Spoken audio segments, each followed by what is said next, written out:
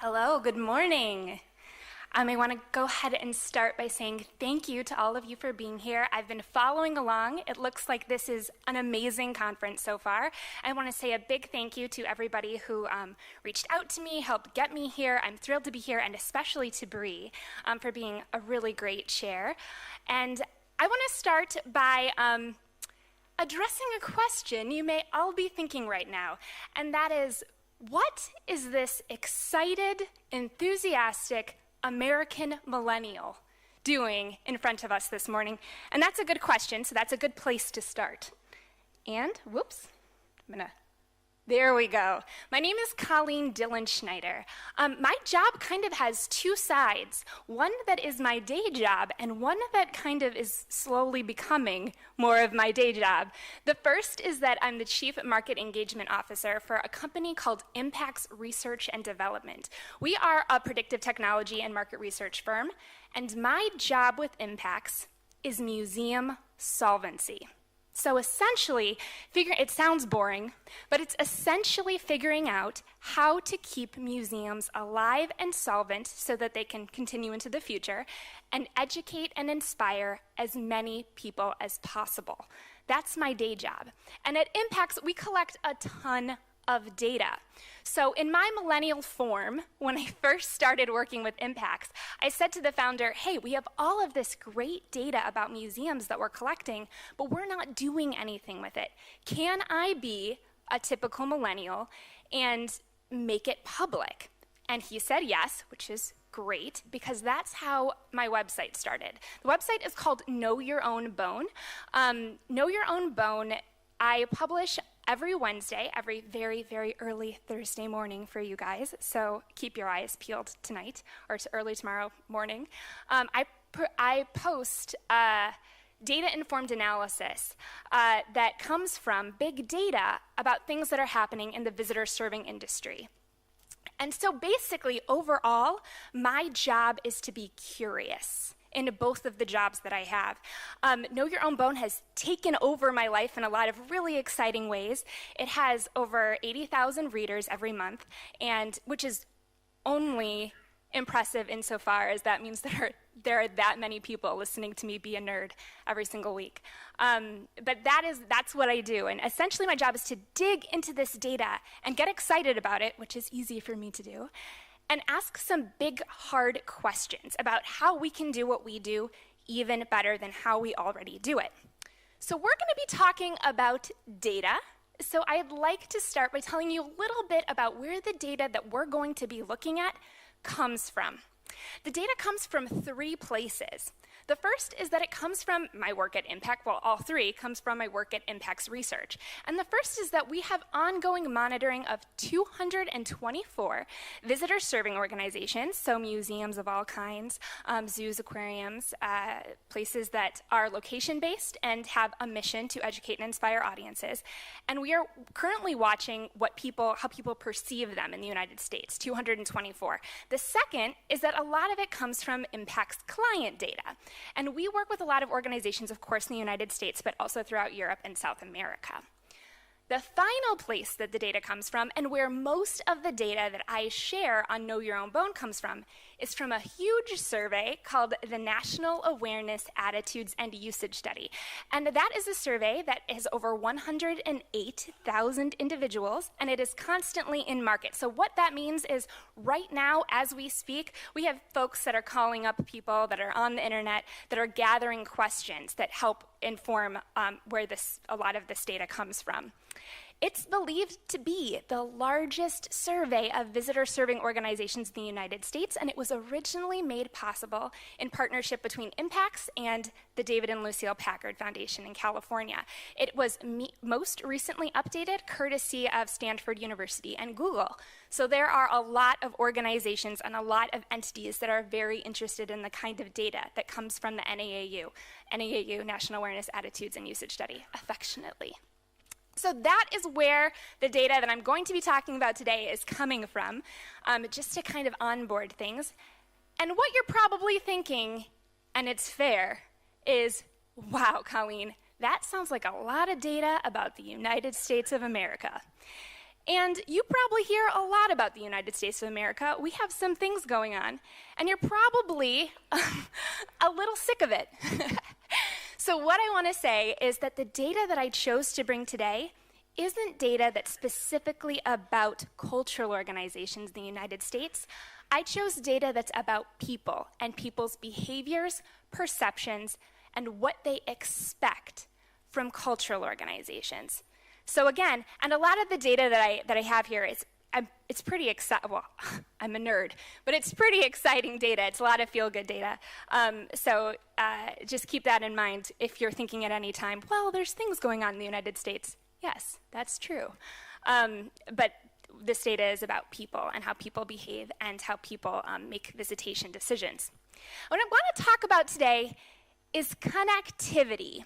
And I know that that's a big theme here at this conference. I know that you guys, we're talking about that again in the sessions that are happening later today, and you guys have been talking about that a lot in the last couple of days.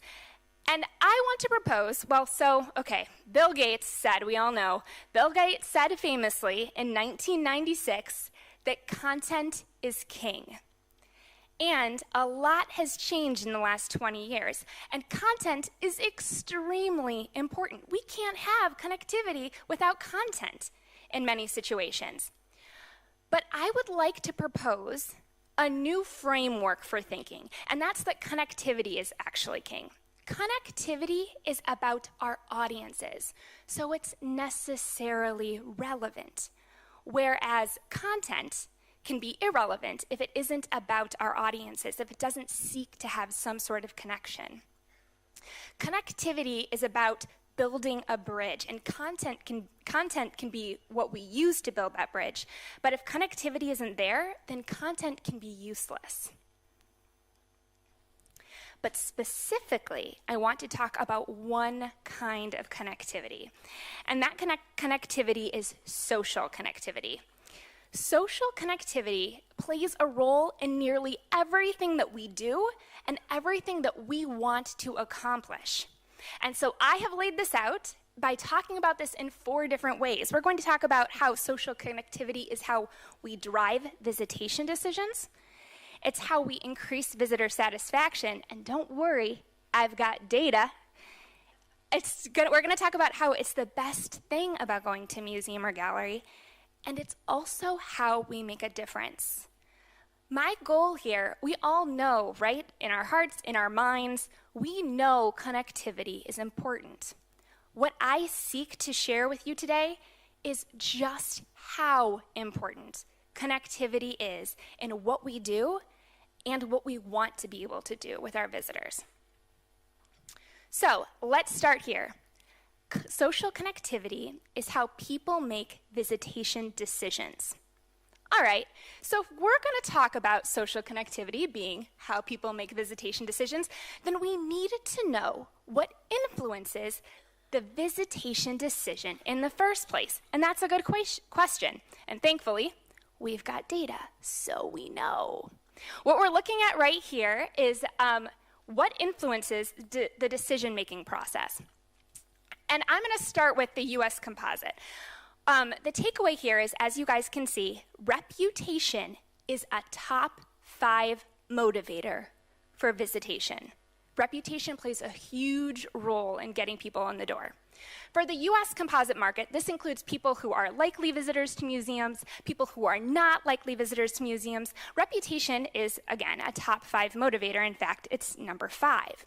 What I want to show again, I wanted to pull out some Western Europe data.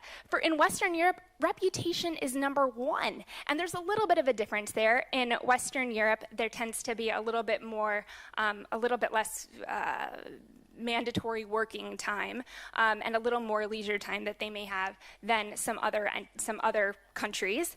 But for them who have this time, reputation is even more important. And now I want to introduce the 3rd category, which is the most important. That is high propensity visitors. I'm going to be talking a lot about high propensity visitors. High propensity visitors are the people who have the demographic, psychographic, and behavioral attributes that indicate an increased likelihood to visit a museum or gallery. We'd love to think that everybody wakes up in the morning and when someone says, hey, do you want to go to a museum today?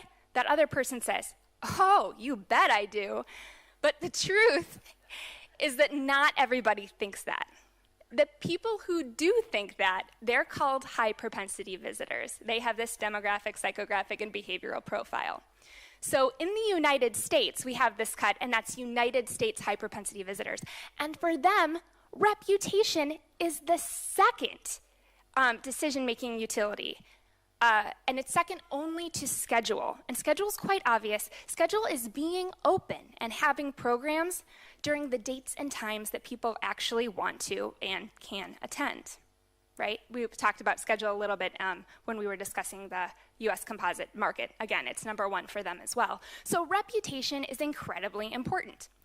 Which brings us to the next question. If reputation is so important for driving visitation, well, what goes into reputation? According to the model of diffusion, we know that too. According to the model of diffusion, two things go into reputation. The first, and I'm gonna get a little mathy, so stick with me here, please don't fall asleep. The first one is the coefficient of innovation. That's our Q value. That's things that you pay to say about yourself. So that's, you can see here, that's your paid media, advertising, broadcast, cable, radio, online, and cinema. If you do skywriting, it's your skywriting. If you do anything that you pay for to say about yourself and how great you are, that's the coefficient of innovation. That's things that you're putting out to the world to say how great you are. The second thing that goes into reputation is called the coefficient of imitation. And the coefficient of imitation, and that's our Q value. That's things that other people say about you. And that is reviews from trusted sources, peer reviews like Yelp and TripAdvisor, word of mouth or things that other people say to one another, interpersonal interactions, again, what people say to one another, social media, and earned media. So we have two categories again. Coefficient of innovation, things that you pay to say about yourself, and coefficient of imitation, things that other people say about you. And the things that other people say about you is 12.85 times more important in driving your reputation than the things that you pay to say about yourself.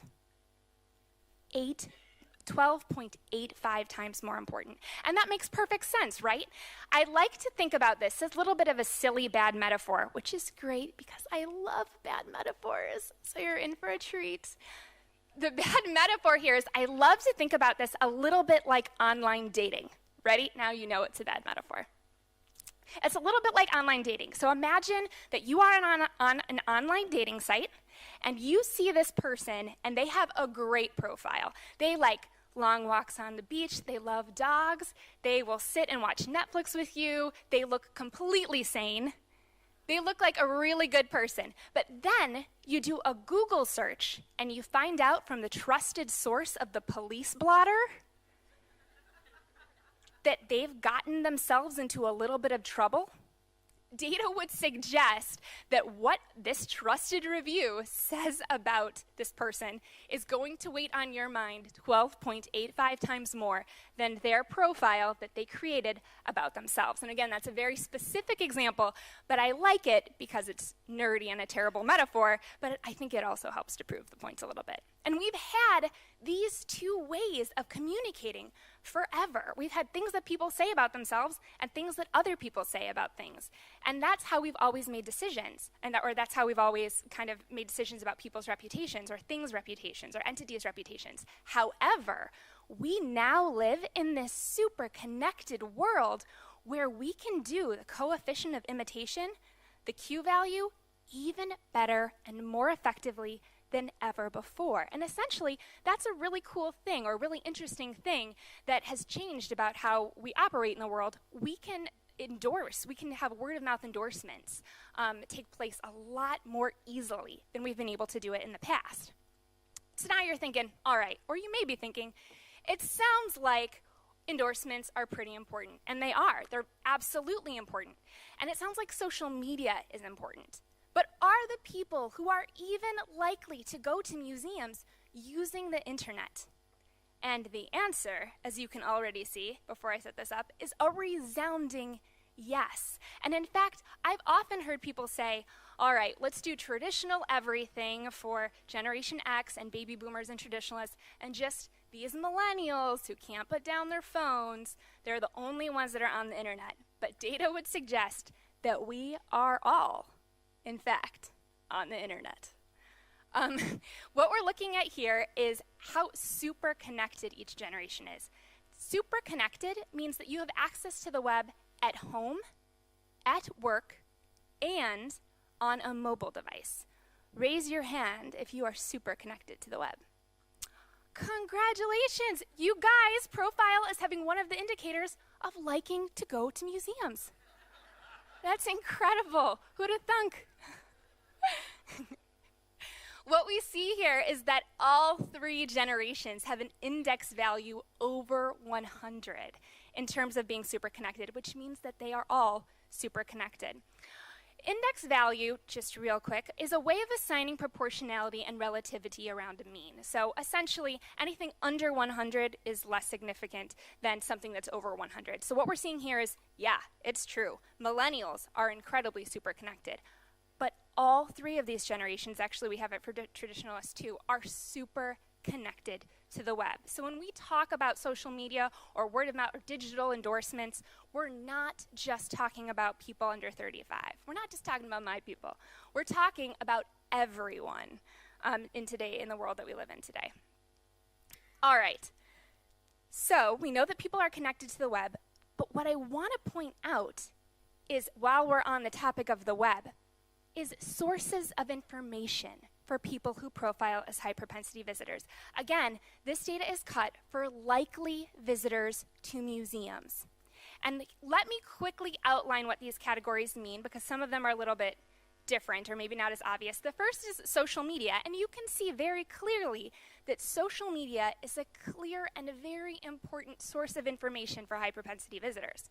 The second is mobile web, and the third is web. Mobile web and web are the same, except that mobile web happens on a mobile device. So for instance, they could be getting the same different things, but one is on mobile web and one is on the web. We section those out for a whole bunch of different reasons, but one of them that's pretty interesting here is it shows a lot about how people are using mobile web and kind of underscores the importance of being mobile optimized. The fourth one is WOM, which stands for word of mouth, and we're going to be talking about word of mouth quite a bit as we move forward. Then we have peer review web. That's Yelp and TripAdvisor, or anything. There are a lot of tourist sites that, and even Facebook now has, you guys have seen the stars that Facebook has. Even Facebook has a peer review site kind of aspect to it. Email speaks for itself. Television, radio, newspaper, excuse me, I said that with a terrible Chicago accent. I'm sorry. Newspaper, magazines, and direct mail. All of the organizations, again, these are an index value, and you will notice that this is pretty interesting, all of the sources that have an index value over 100 are sources that talk with audiences instead of sources that talk at audiences. And that's huge. It really underscores the importance of connectivity in the world that we live in today. It's how people get their information and where they go. They prefer to talk with as opposed to be talked at. All right, so we've talked a little bit about how reputation plays a role in visitation. And at Impacts, we use a model called the visitor engagement cycle. And we're going to go through this visitor engagement cycle, and we've already started going through it a little bit, so I'd like to show you where we are. Connection happens off-site, and that's where we're starting. We're trying to get someone in the door. We increase reputation, and that's how we help get somebody to visit. And connectivity drives this. It plays a huge role, as we've just discussed, in getting people to our on-site locations. But now let's talk about what happens once you're on-site and you need to establish this relevance. And it turns out that social connectivity increases visitor satisfaction, which is a really, really great asset because it drives repeat visitation and it drives endorsements. So we've gotten our visitor to our museum. What happens there? What role does social connectivity play there?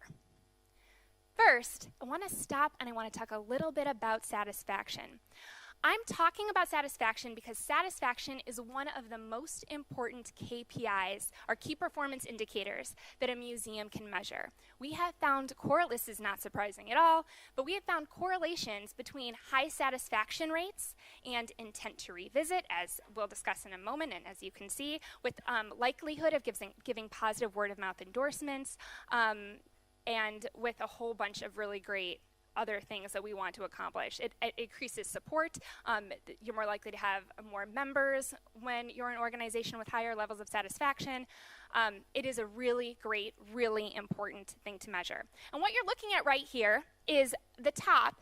What you're seeing is in scalar variables, so on a scale of 1 to 100, people who have had different levels of satisfaction at museums. So again, let's say, for instance, we're going to look at the orange, 80 plus. These people have had an awesome experience on site. And then we're looking at on the y-axis is intent to revisit, also in scalar variable between 1 to 100. And then at the bottom, you're looking at the duration, intended duration, for when that visit is going to happen. And as you can see, and this isn't surprising at all perhaps, is that folks who have higher levels of satisfaction have greater intent to come back. So what I'm trying to say here is satisfaction is pretty important. Got it? All right, good.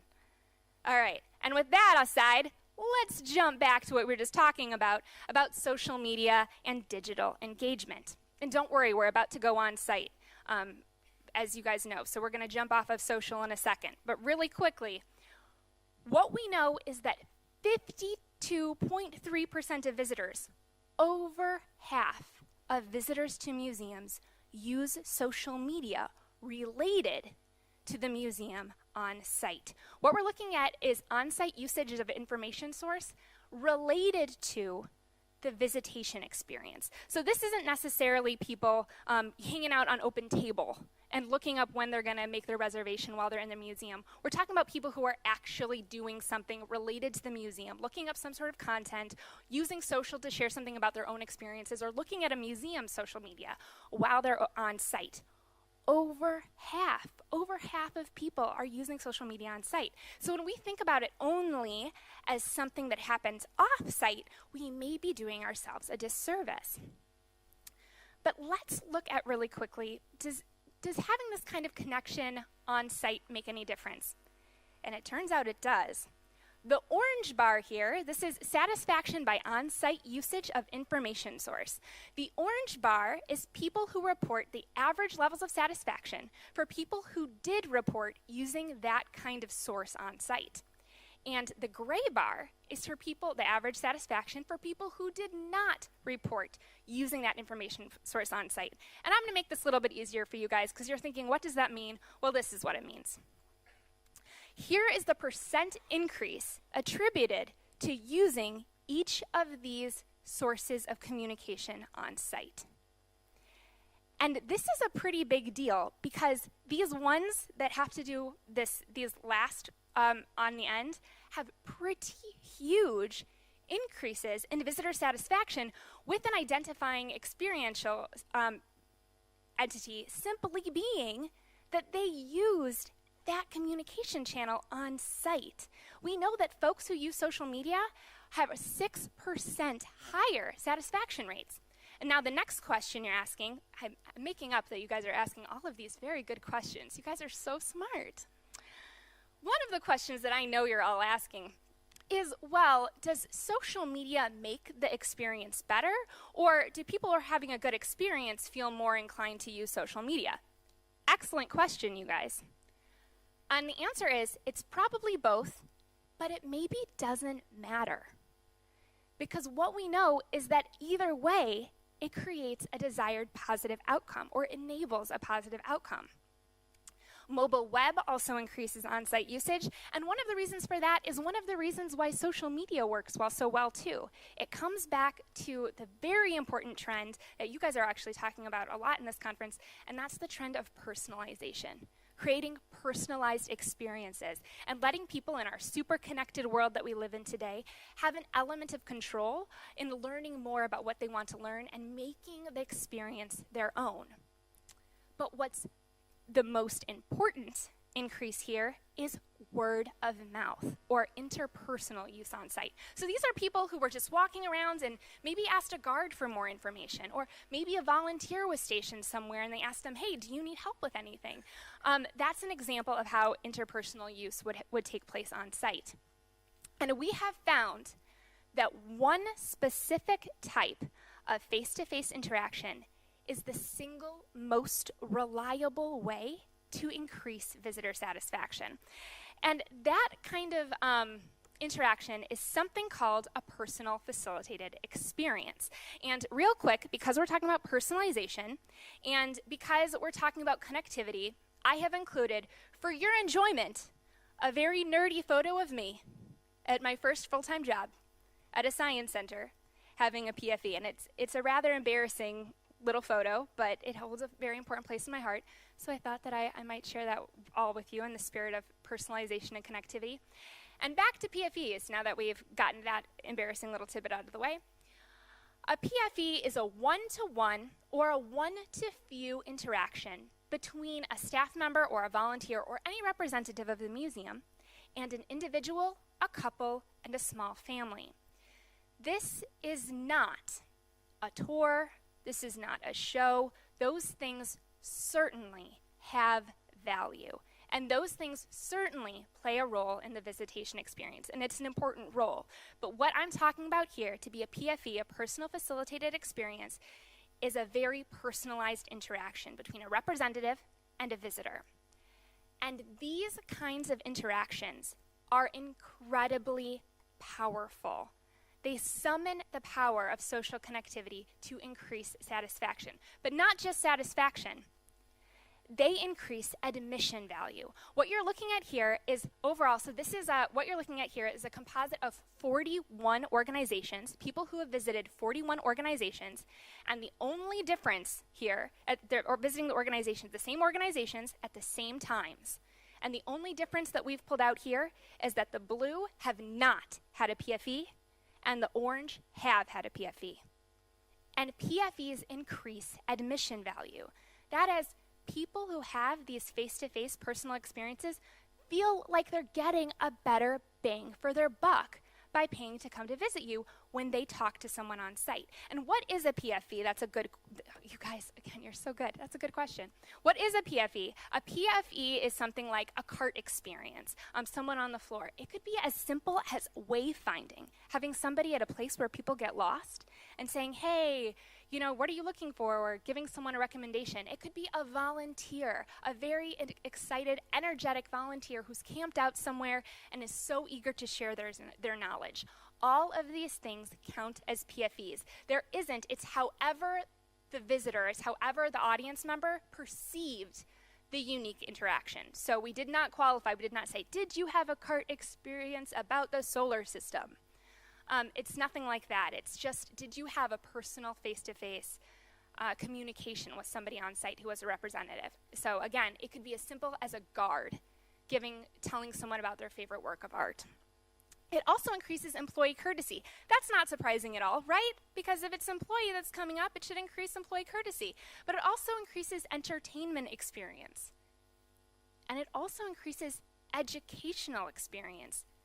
Even if, and we've cut it for this too, even if it's wayfinding help. People believe that they've had a better experience, and it oozes over to all of these other aspects of performance that are related to satisfaction.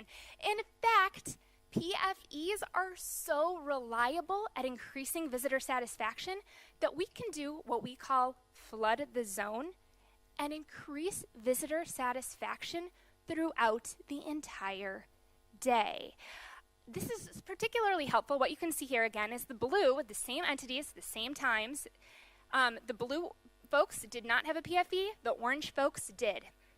And this is particularly helpful in general because it's generally a good idea to employ PFEs on the floor and people who can have these personalized interactions. But it's especially good cheat, and we deploy it all the time with our client organizations, when you have construction, or if you have an exhibit that's closed down or broken, or if you have an early setup for an event and something's taken offline.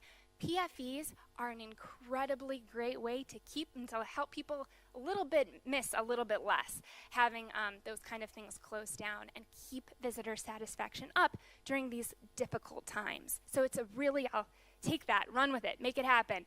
It's a good way to increase visitor satisfaction.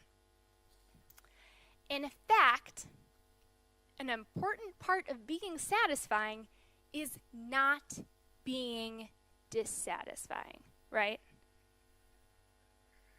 So we want to look at what dissatisfies audiences the most. And as it turns out, bad social connectivity is the clear, unabashed, unassailable winner here. Rude customers, rude staff, this includes guards, this includes people, this includes anybody. We like to think that some people don't count. This includes ushers for performance-based organizations. We like to think that some people don't count.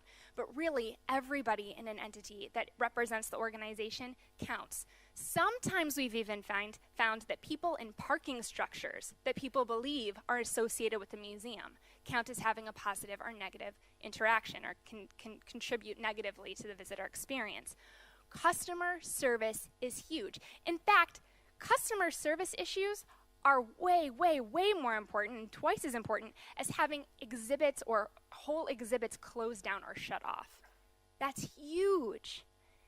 And this also really underscores, if you guys want to take a moment and just send a text to somebody who works in the floor staff, now's a good time to do that, because they deserve it. Floor staff are really important folks. We all know this.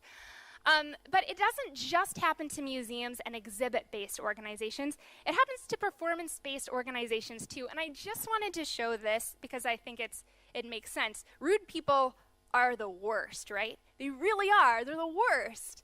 And they're the worst at museums, but they're also the worst at performing arts organizations. You can see that that's the number one for performance-based organizations. But number two is other people being rude. Number two. And so again, social connectivity and the experiences that folks have on site are incredibly important to making the visitor experience great, but they're also super important for making sure the visitor experience isn't totally terrible. Yes? Yes. So now, we went through how to get somebody on site. We increased visitation. We got them on site. We increased relevance by having these personal facilitated experiences. We increased satisfaction, as we said. People who are satisfied are more likely to tell others, which, by the way, has to do with social connectivity too. And this entire cycle is enabled by and driven by people connecting to other people. People connecting to other people. But people connecting to other people is also the best part of an exhibit or visiting an exhibit-based organization. So I want to stop and I would like to tell you a story. It's a personal story. Yay! One of my favorite things about working in the museum industry is that we often talk about our spark moments. And a spark moment is, I know a lot of you here have them, a spark moment is that moment that so many of you have had, just like me, that moment where you're in a museum and something happens, or you see a work of art, or somebody explains an artifact to you, where you believe or you understand deeply in your soul, like in your inner being, that that thing that is happening is deeply cool. And some part of you, in a little way, is kind of changed forever. And I think that a lot of museum people have, we talk about these sparks so often because so many of us have them, but those are the moments that we said to ourselves, hey, I think I want to educate and inspire audiences. I think that that's what I want to do. And I hope that right now you are thinking about your spark moments, but I would like to share mine, if you wouldn't mind not falling asleep for a moment. Mine took place, I am the oldest of 4 children, and my mother, so precious quality time with my mother was very hard to come by. We were all very needy, myself, myself included. Kind of difficult children sometimes. So time with my mother was really precious. And for only 3 years, because she's a busy lady, she established something that she called special days. And she would take one day in the summer, and she would spend that whole day with each of us individually. And we would go, I'm from Chicago, which you can't tell from my beautiful American Midwestern accent. I'm from Chicago, so she would take us downtown, and we could do anything we wanted. We got to pick. And so I was 10 years old when the first special day happened. Actually, all 3 of my special days took place at the same location. But I wanted to go to the Art Institute of Chicago. I wanted to go there because my mom was an artist, and because I was an artist, and because I had been learning. There was an exhibit. There was a Monet exhibit about it was Monet's Stacks of Wheat, and I had heard a lot about it at school. I think one of my really cool friends, like a really popular friend, got to go, and I was so jealous, and I really wanted to go. So that's where I wanted to have my special day, and I remember almost everything about this experience. I was wearing a terrible striped blue and pink jumper with a jean dress over it. It was the 90s. I remember what I was wearing, and I had leggings under it. It was it was bad. And I remember being there with my mother. I remember walking in, and I remember being so excited when I saw Monet's Stacks of Wheat. And I remember thinking I was so smart because I knew something about Impressionism. And all of these things contribute to how wonderful that memory was. But the most wonderful part of that memory is that it was my special day with my mom. And what we know is that who people are with is often more important than what they see when they visit a museum. In fact, it's 2.5 times greater superpower than what people see. This is really hard data for curators sometimes.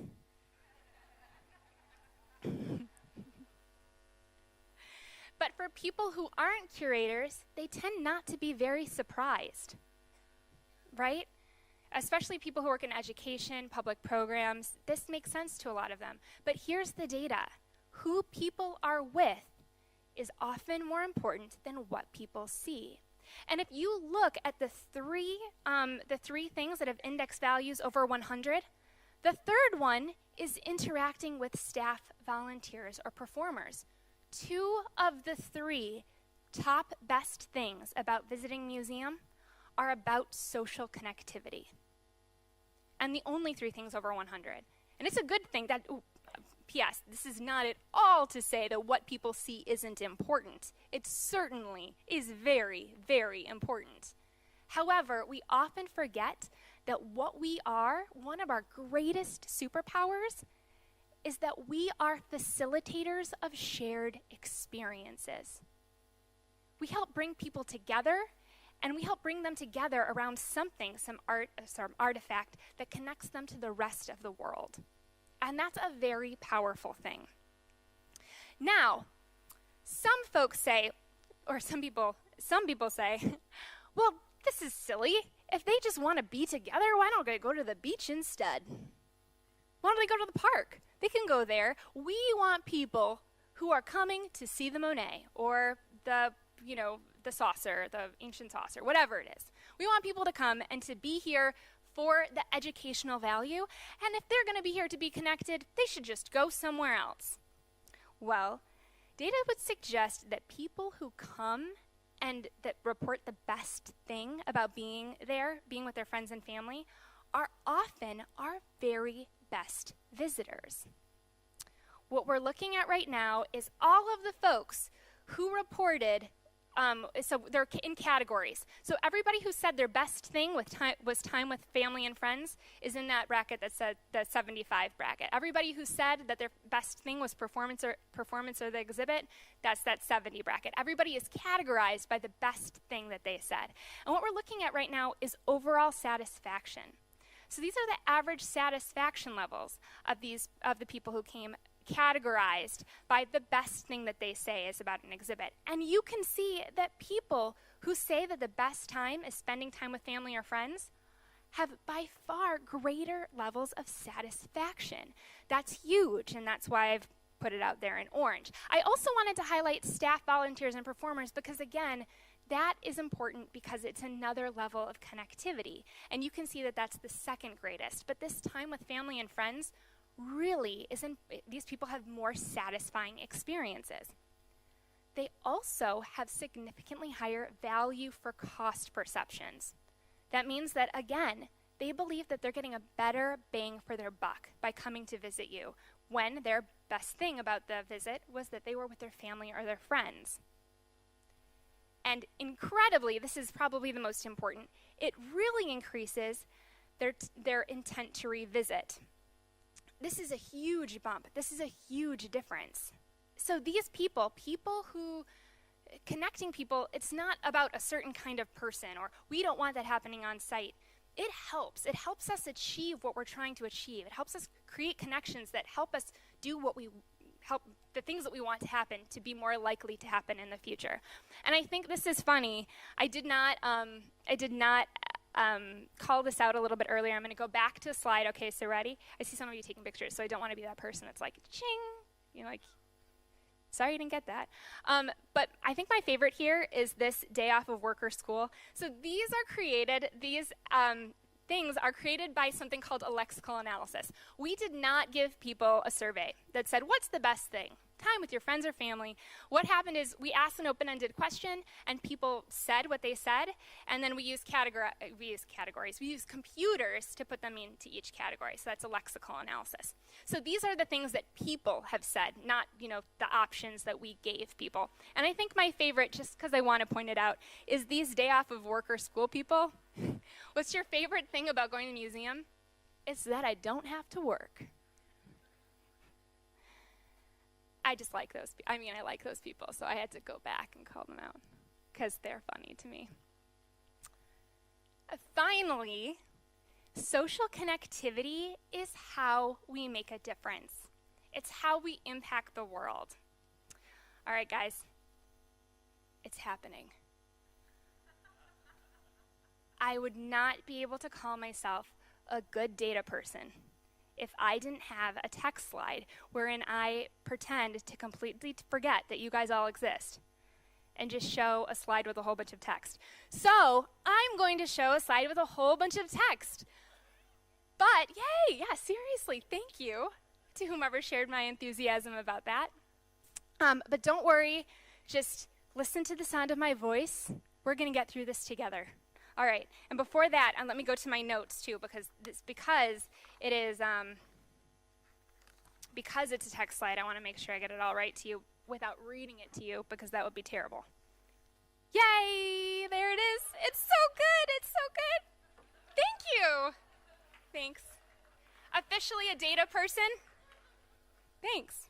So what I'm about to show you guys are two metrics. Oh boy. I'm about to show you guys two metrics. The first metric, just listen to the sound of my voice. We will get through this together. The first is a metric called revenue efficiency, and essentially it's a measure of financial health. It is so before I get started, these are both composite metrics. So a composite metric is one metric that is composed of a whole bunch of related metrics. Essentially, it's a summary metric. And the two summary metrics that we're going to look at, the two composite metrics, are revenue efficiency and reputational equities. Revenue efficiency is essentially a measure of financial health. And sort of the composite metrics, some of the metrics that go into it, are that it contemplates earned revenues and contributed revenues, so admission, contributions, and memberships, relative to the cost to deliver these services. So input versus output a little bit, essentially, in a nutshell, is what this is. A measure of financial health, but it's a measure of financial health directly related to these methods of obtaining revenue. The second composite metric is a thing called reputational equities, and this one's my favorite. This is a measure that is composed of metrics such as their perception metrics, such as visitor satisfaction, reputation, the things we've talked about, as well as trust, credibility, and efficacy in carrying out your mission, walking your talk. So essentially, the green value, and it's green because in the United States, money is green, and your money is very colorful, but our money is green. So if that helps, remember when we go to the slide, it's the money one. And blue is how well you achieve your mission, or you're perceived to achieve your mission, how much you walk your talk. And what we know is that reputational equities have a correlation with revenue efficiency. So being good at your mission is good business. This is really important because we tend to sometimes think that we are either an attraction or we are more than an attraction. And organizations that highlight their missions financially outperform organizations marketing primarily as attractions. The only organization, these are a bunch of different, there are history museums, art museums in here. The organization here that you can see, you can see there are not organizations that are perceived at being bad at their missions and are financially relatively unstable. The exception here, and this is kind of an interesting one, is G. And in the United States, G is making headlines, and it's probably the easiest one to guess.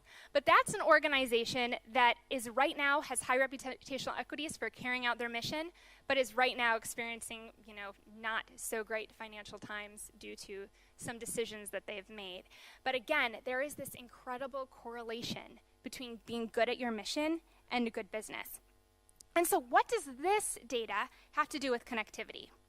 We are innately social organizations, and we have missions to educate and inspire audiences. So being good at our missions is good business. The better we are at our business, the more people we can educate and inspire. So it works out. It's a cycle, and it works together. These things work together. They don't work separately or independently from each other. Being good at your mission is good business. And we live in a world now where people like to make their own decisions, and it is cool to be kind. So museums and galleries are so many things. We are storytellers.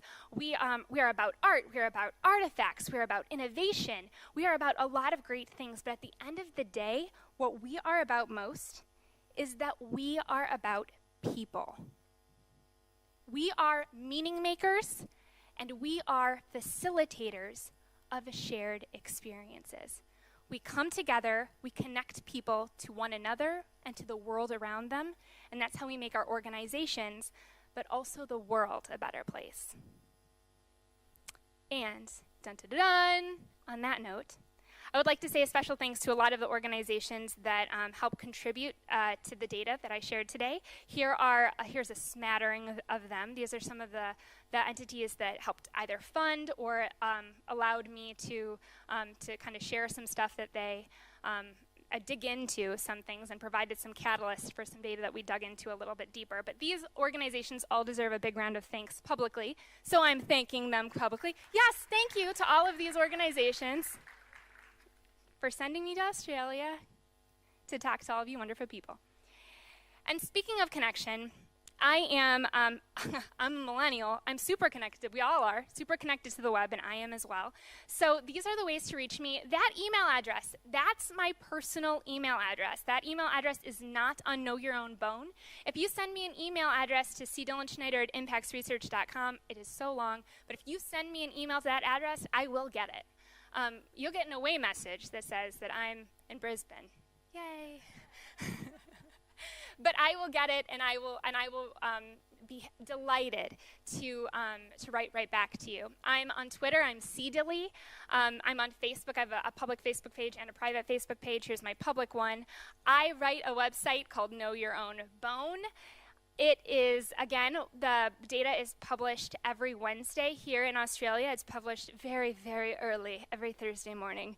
I have a post coming up tonight. It's about special exhibits, actually. It's kind of interesting. It's about special exhibits versus permanent collections. And I have some new data to share on that. I'm on LinkedIn. And I have a YouTube channel, which is still weird, even though I have over 40 videos up, where I take some ideas, some things that people have been asking about, and I got some support from a foundation to make some videos so that people can show them at staff meetings or be nerdy. Anybody who wants to be nerdy with me can follow along and be visually nerdy with me. Yeah, and on that note, I'm going to turn it back over to Bree, and I think that we're going to have some time for some questions. So thank you all for having me. It was great to be here. Thank you, Colleen. That was a fantastic presentation. We'd now like to open up to the floor for any questions. There's one over there. Wave at me.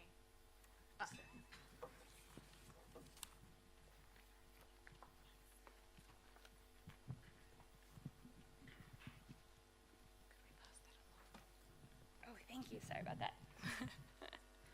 Thanks, Colleen. That was great. I'm a fellow data nerd as well.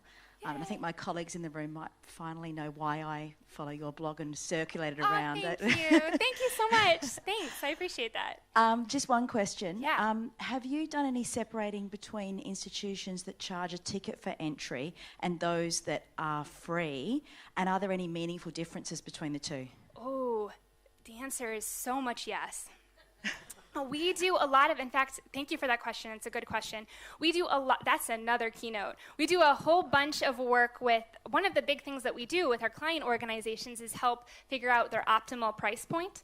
And so we have a lot of data about cost, so being free admission versus not having free admission. Are there meaningful differences? Yes, there definitely are meaningful differences. In terms of the overall experience and satisfaction, don't see big differences in terms of things like PFE or what influences on-site experience. That's such a good question. It's a little bit of a trap, but I love it because we do see that admission cost is an interesting situation because it is not a top barrier for visitation for most individuals. What we know is that people who have the likelihood or want to visit museums are willing to pay to do so. Admission price aside, there is, for each organization, there is a data-driven optimal admission point, and organizations should be charging that.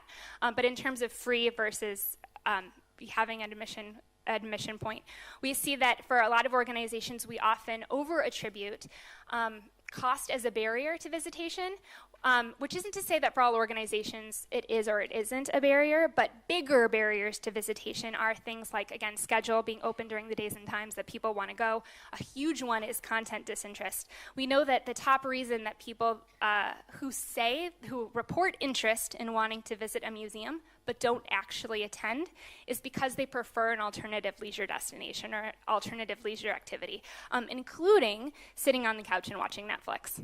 Of course, we're increasingly competing with the couch, which is news to nobody here. So it's not. So we see a good amount of difference in terms of value for cost. We know that people value what they pay for. We find that organizations. So, for instance, we have some pretty interesting data that there's higher overall satisfaction for organizations that charge over $20 US. Than organizations that are free, because it's a popular tenet of pricing psychology. People value what they pay for. But that doesn't mean that all organizations should not be free. Certainly not making any implication there. But certainly the price that people pay does play a role in things, and it is an important factor to keep in mind when considering all things. And it's a really good question. Did that answer your question well enough? Yeah, I think so. Thank you. Okay, good. Well, you can find me after. I'm here today. Well, I'm around, so we'll talk.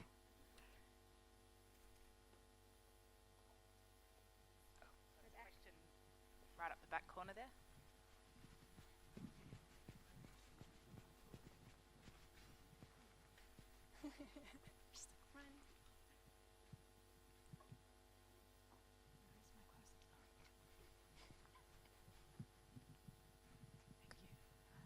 Hi. A lot of the data seem to be based on the people who are most likely to visit museums, and I think amongst those people, most of those are people who can afford to pay and value their experience. I'm wondering how much of the data, or if you have any comparisons in data between those who are likely to be visitors versus those that are not, and we're trying to either encourage to come in or give the opportunity to come in? That is an excellent question. Good question. So we have, yes, indeed, the data that is cut for high propensity visitors, exactly, is cut for folks who have the demographic, psychographic, and behavioral attributes that have an increased likelihood of visitation. So these are people who have interest in visiting museums, and these are the people who are our target market. These are the people who want to attend. Another metric that we have is that of the historic visitor. The historic visitor is a person who has, again, the demographic, psychographic, and behavioral attributes that are similar to a historic person who visits a museum. Everybody who is, so I'll put this in United States term. Essentially, the United States is growing more and more diverse with people of different racial and ethnic backgrounds that aren't simply, super rich white people. And so what's happened is that is the profile. That is essentially, that's a big generalization, but it's not an unfair one, that is a profile that fits a historic visitor. But we increasingly see that these high propensity visitors are of different racial and ethnic backgrounds than the historic visitor. And so high propensity visitor data is cut for people who have an interest in visiting museums, interest in visiting culture, but it isn't necessarily cut for whether they are an historic visitor. So for instance, people who we want to attend, a big thing is we need to attract new and emerging audiences. And high propensity visitors include new and emerging audiences, whereas historic visitors don't. So we are contemplative of these folks who we really need to visit in order to be solvent in the long term, but who aren't visiting yet, and they are high propensity visitors. So they're the people who wake up in the morning, right, and are more likely to say, I'm interested in visiting a museum. For people who are not high propensity visitors, we certainly want to keep talking to them because we want to be welcome. We should be, depending on your organization, so I shouldn't say should be, but there's an aim to be welcoming to everyone, and that's certainly a good thing to be. These folks are a little bit different because they aren't necessarily immediately interested in your content. And so attracting them requires sustained and separate marketing investment, because we have to market to people who don't want to come. We all know this, right? It's easier to get people who have some sort of interest in something, in some culture, than it is to get people who have no interest. In terms of monetary, how big of a problem is admission value, or how much of a problem is how much you cost?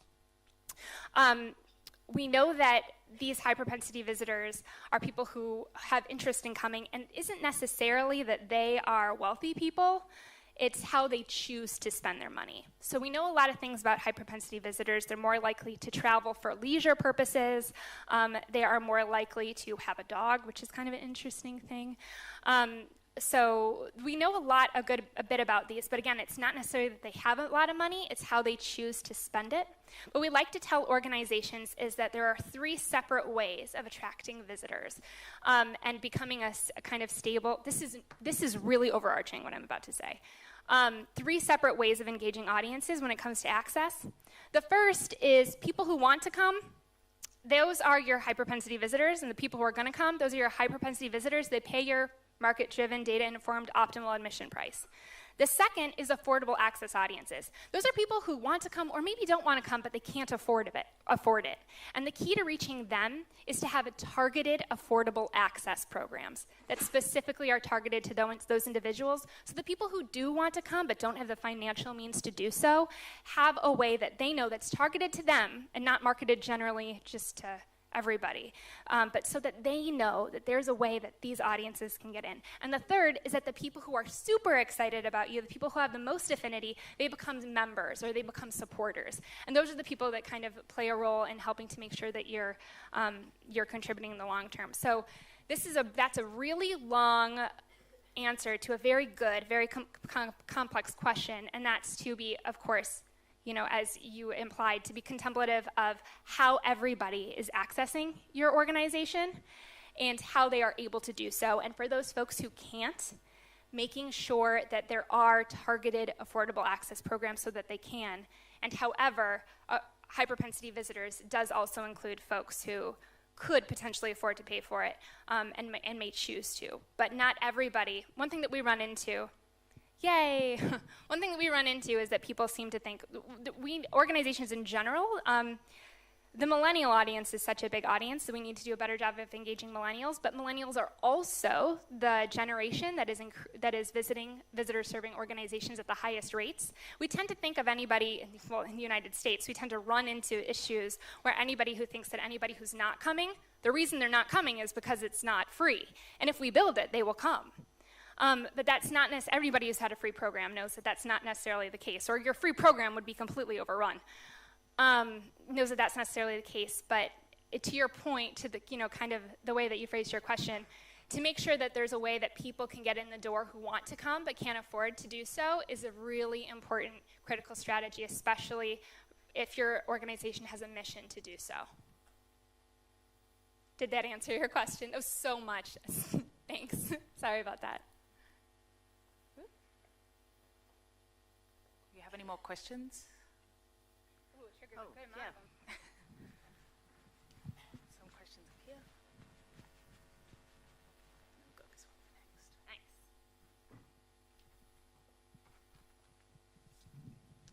Hi, I just wanted to ask about education groups. And when school groups come to large museums and so on, we tend to give them either a facilitated program or we provide them with some sort of information to self-tour. And have you looked at the difference in visitor satisfaction for those two factors? Because for a lot of us in Canberra, with a lot of the big organisations, we can't meet the demand of the amount of kids that want to come. So a lot of places are forced to kind of create a almost, not quite second rate, but something we feel can meet the needs of the people we can't provide a program to.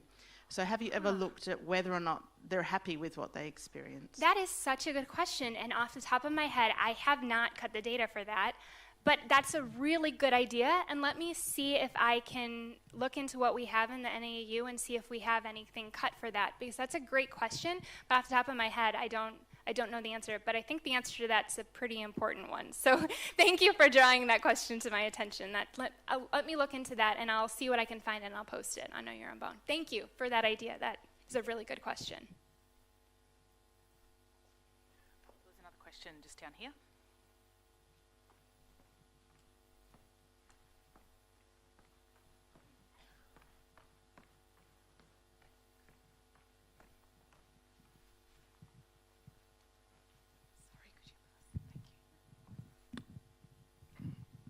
Hi, I'm Chris Stannard from the Tanks Arts Centre in Cairns. Hi, Chris. I forgot to bring my marketing team. And I've just had a look at your blog, but I need all of those graphs to take home with me. I think we're gonna make. I'm like looking around. I don't know. I think we'll make them. Why don't we do this? Let me powwow with the organizers, and I think either if they don't make it accessible, I will put them on slides. There are. Ooh, they will be? Well, you're going to have access to all of those slides, sir. Thank you very much. Thank you very much. Do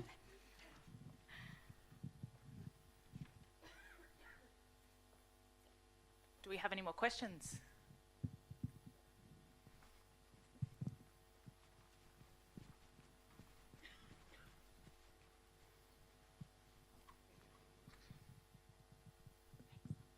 Thanks. Naomi from State Library of Queensland. So data is amazing. Like we know Oh, that. yeah, I agree. But is there something that the data's not telling you? Like, is there something that, like, question you want to answer that it's just the answers aren't there? Or is there, like, just from that education question, there's so much data there you haven't quite got to it? Or what's the next big thing? Oh So many my questions. goodness. Such a good question. That's a great question. Thank you. It's hard, yes. Well, it's hard because, oh my God, such a good question. Thank you. It's interesting because there are so many questions that we're trying to get to the heart to use data to answer. So for instance, one of the things our team is, one of the projects that our team at Impacts has been working on is this question of how do you make an institution remarkable? But that's a feeling, right? Like if you guys think about the institutions you've been to that have really played an impact on you, it isn't always like there was this, I had an interaction that was this long, and then I saw this specific thing on social media, and it spurred an interaction that, it's not so mechanical. It's these questions of how, one of the things that's interesting for me, so from my personal answer to that question is, especially since I'm such a emotional game museums person, but also lives in the data world, is how do you match data to these things, these kind of these feelings about the things that make you tick and the things that create these spark moments.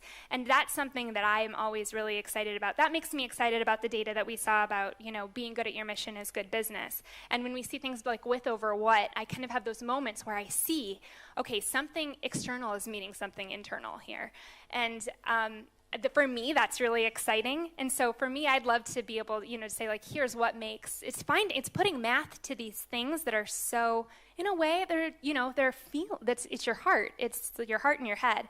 And so it's putting math to things that are your heart and your head. And I think that always runs into, issues, but also opportunities. And so I think so thank you for asking that question. That's something that really, it makes me excited about the data, but it is kind of also, it's a goal, but also there's some barriers and boundaries to that, which is kind of interesting. So I hope that we can find a way to marriage data with what's happening, with even more efficiency in the future. So we can say these kind of things, but at the same time, there is a little bit of a nice, mystery to the magic of what happens when somebody visits a museum.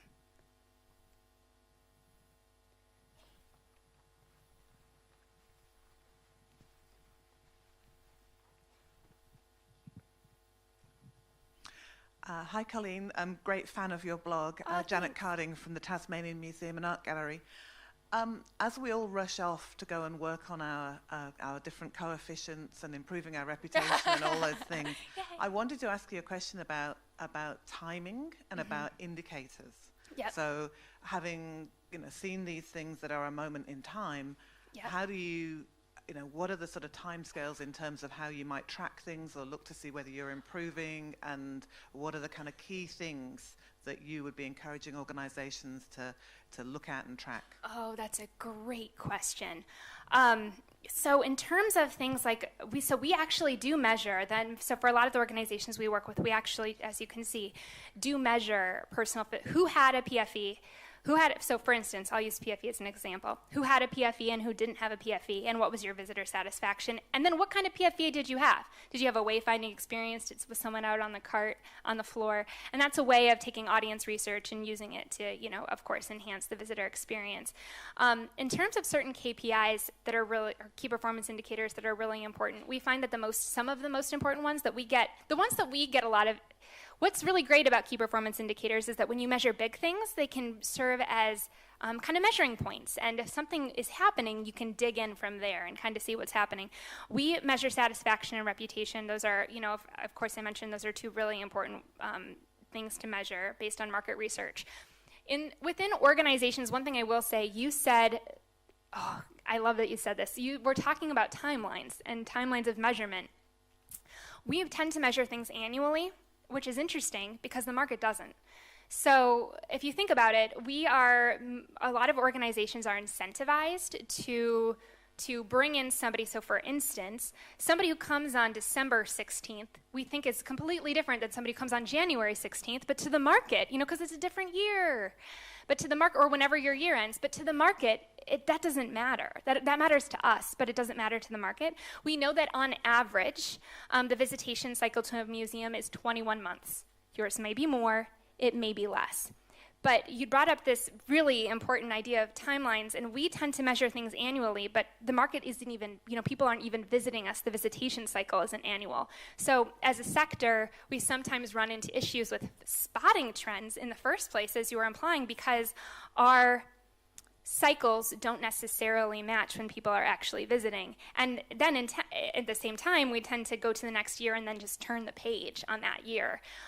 Whereas, the market's not thinking about that at all. So I think that what you brought up, the most important thing is we tend to think about things the way that we're used to thinking about things, which makes sense. We used to think about them annually. That's how we've always done it.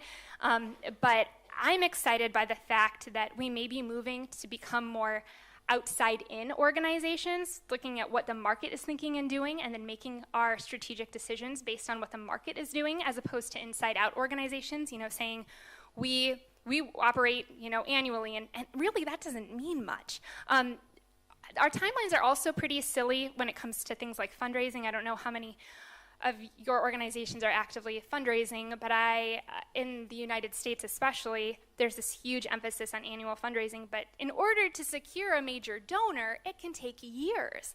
And it really incentivizes getting a whole bunch of really low-level donors as opposed to spending, the 5 years that it takes to get a multi-million-dollar donor. So it's another example of the importance of timeline. And so what I would say is so if I could give advice, I would say to figure out your average visitation cycle for your organization. How often are people coming? You can find that out through audience research or through market research. It's probably easiest to start through audience research.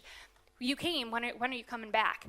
And if you can find out the average amount of time that people who aren't members come back, then you can kind of just be a little contemplative of that information when you're creating things and when you're looking at things like satisfaction and trust and credibility and reputation.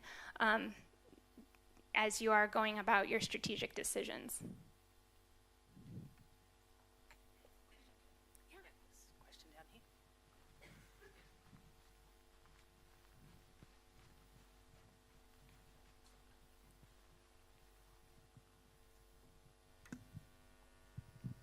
Hi, I'm David Reeves from Auckland Museum. Hi, David. You had a graph showing intention to revisit, and it had a number of time frames. Have you correlated that against people's actual revisitation? Yeah. So one is intention, but actually you could equally ask, when was the last time you were here? Yes, we do. And sometimes they match up and sometimes they don't. The point of so that's a great question. And the intent to revisit is more of a measurement of exactly when do you intend to revisit, as opposed to it's our best guess into future behavior. It is distinctly different than, it does have a significantly higher correlation than the question, this is important, of interest in visitation. We've found that when folks just ask about interest, you get pretty skewed data. Because for instance, I'm interested in visiting Thailand this year. That sounds awesome. But I don't intend to visit Thailand this year. But again, it would be awesome. So when people ask about interest, you tend to remove the barriers, the actual barriers that get people there, which is why asking about interest can run into a whole bunch of different, barriers or problems. But that's also why we measure intent. Do you intend to visit? And yes, usually, and not usually, it matches up, but what's more important about it is the strength of conviction and the wanting to visit again. Does that make sense? So their intent to revisit within 2 months is higher, and that means that they intend to visit within 2 months. And presumably they will, but maybe they won't. But what it measures is that there's a want to do that, and it's greater than interest. It has more there than interest does. Does that make sense?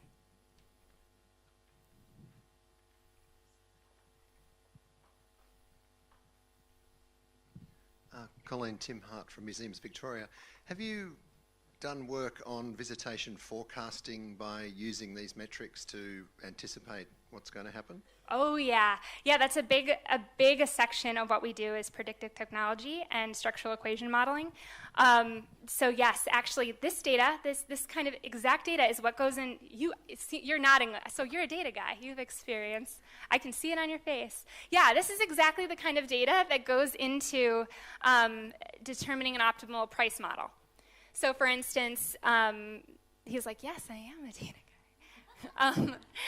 These are exactly the kind of things that go into evaluating a price model. So one of the reasons why we measure these metrics is because when you know these things, you can input them to model out likely outcomes of visitation.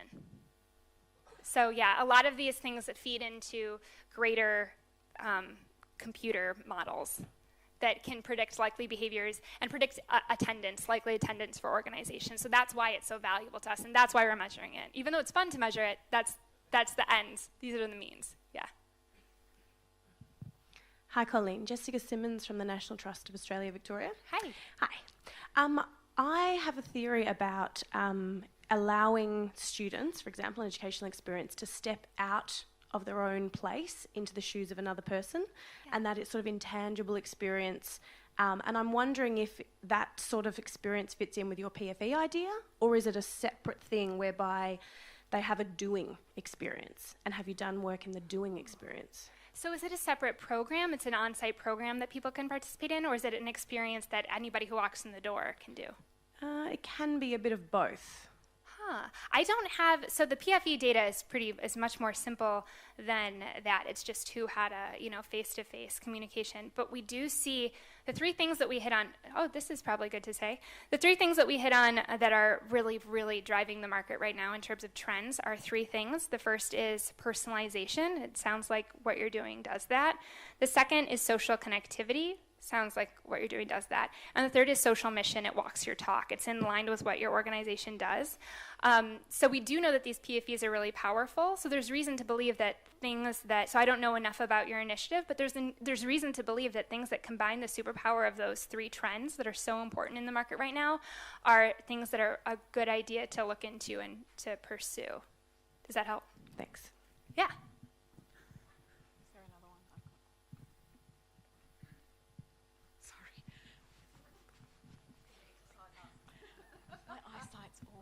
Hi, Colleen. Hi. I'm Bernadette McCormack from the Queensland Museum, and I'm a big fangirl of your blog as well. Thank you. My question is about longitudinal studies of the hyperpensity visitor. Yep. So I wonder if you go as a child, you become the hyperpensity visitor, or one day do you just become one as an adult? What stats are involved in that? That's a good question. I know that we have... Thanks. Yeah, nice work. I know that I know that we do longitudinal studies, but I have not looked into it specifically for hyperpensity visitors and specifically for hyperpensity visitors for specific institutions. So for instance, if I understand correctly, does somebody who wants to go to, Museum X at one point, as opposed to visit any museum, look at a specific museum and at what point do they kind of turn and what goes into that over the years? Is that kind of? Yes, sort of like... Yeah. Yeah, no. Yeah. If you come see haystacks, Yep. have you a great propensity to go to museums? Oh, yeah. Well, does it trigger your likelihood to go more often? And 90% of your hyperpensity visitors went to schools and were That's a good question. We do know the people that profile as hyperpensity visitors. So if you go, the kind of people who do go are the kind of people who want to go to cultural organizations. So there is the kind of people who want to go and do go are the kind of people who want to go and do go. But I like your idea of looking into the longitudinal study of that and looking into how that changes over the years. That's something I haven't done, but that's something I could have the capability to look into and cut, and it's a really good idea. So thank you for that idea, and I will see what I can dig into and learn more, and I'll publish it on Know Your Own Bone, and I will see if I can give you a shout out, so thank you. I appreciate it. Hi, I'm Lauren. I'm from the Immigration Museum in Melbourne. And I'm just wondering if you can expand on this notion of social mission. Yep. And if you have any data or how you measure how the market perceives social mission. Yep. And how they perceive whether or not you're enacting and manifesting that mission. Yeah, that's a great point. We find mission execution also often lines up with integrity, perceived integrity. So essentially, again, it's this kind of whatever the market thinks it is, measure of how well do you walk your talk? How well do you do the things that you say you're going to do? If you say that you educate audiences, how well are you perceived at doing that? Do people believe that you're actually doing that? Or do they just believe it's something you say that you're doing? And in the world that we live in now where people can see, so for instance, on social media, we often forget that that's one of the places where we build integrity, right? Because organizations that say they're about inspiring and educating audiences, but are only posting, come visit us today, come visit us today, come visit us today, they're not walking their talk. They're talking about being an attraction, but they're saying that they're more than an attraction, but they're walking an attraction. So it's essentially how much does the market perceive that you are who you say you are and you do what you say you're going to do, which lines up and sounds a lot like and is essentially a measure of integrity. That's an important thing right now. So when I say that that's one of the three key trends, that's an important thing today because we live in a world where people want to choose what they trust and what they believe in. And also we live in a world where that's increasingly being questioned. So here we go. We have alternative facts now. And we have fake news. And so trust and integrity are really important things to the market right now. Right now, especially in the United States, we're measuring, there's a lot of, oh my gosh, I hope you guys are watching it because it's, I don't know if you want to laugh or you want to cry. There's a lot of interesting stuff happening right now with perceptions of museums in the United States. And when something like science becomes politicized, to what extent do you stand by your mission versus and who runs that mission? Who are the people who are driving those decisions? And so those really big questions are questions that we're really grappling with right now in the United States, and they're playing a lot in how people perceive missions and how much organizations walk their talk again. How much do you stand for what you believe in, and to what extent do you do so? So that's an important thing right now. But essentially, you've all also heard, there's a lot of talk that they're even saying that for-profit organizations, you can't exist without, corporate social responsibility. So we're even seeing people who are we're even seeing that for-profit organizations are trying to bank on this idea of social good, which is not crazy. It's smart. It's working. But we are organizations that have been doing that since our existence, and so we risk losing that reputational equity when we don't stand by our missions. I've got time for one more question. Just up there.